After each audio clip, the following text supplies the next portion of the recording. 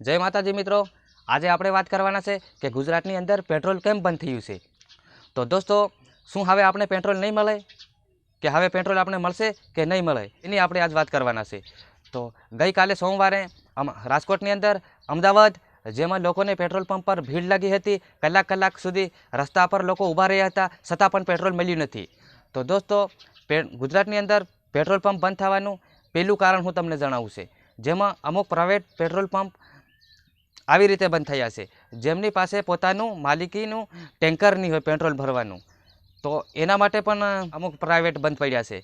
અને જે સરકારી પેટ્રોલ પંપ છે અથવા પ્રાઇવેટ પેટ્રોલ પંપ છે, અમુક જગ્યાએ પેટ્રોલ નથી। એનું કારણ બીજું કારણ એ છે, જેમાં જે પહેલાં આપણે પેટ્રોલ આવતેલું ગુજરાતની અંદર, તો અઠવાડિયા પછી એનું પેમેન્ટ કરતેલા આપણા ગુજરાતવાળા।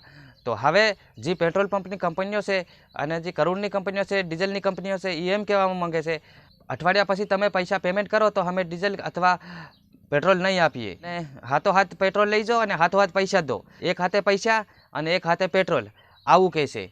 તો દોસ્તો, એના માટે પણ આ પેટ્રોલને લઈને રૂકાવટ થઈ છે અને તમારે ખોટી ગભરાવાની જરૂર છે નથી દોસ્તો।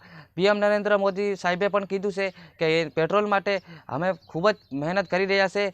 આપણા દેશની અંદર, રાજ્યની અંદર પેટ્રોલ તો ખૂટે નહીં, તો તમારે ચિંતા કરવાની કોઈ જરૂર નથી અને કોઈ પણ ખોટી એવી અફવામાં આવીને હેરાન થવું નહીં।